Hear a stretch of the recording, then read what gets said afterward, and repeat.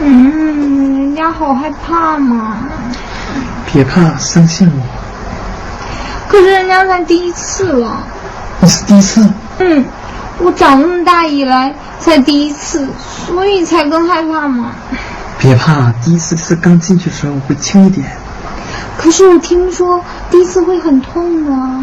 会有一点点痛，不过很快就感觉不到了。可是我还听说第一次会出血啊。血会有一点点，不过你放心，没问题。我看咱们还是算了吧。别这样，都这样了，千万不要放弃。可是，那我该怎么办呢？什么都不用做，放松就好。那我要不要闭上眼睛啊？不用，这样才尽兴嘛。那你一定要轻点哦。好的，宝贝儿，我会轻一点的。轻点啊！紧张什么？不就是跳刺吗？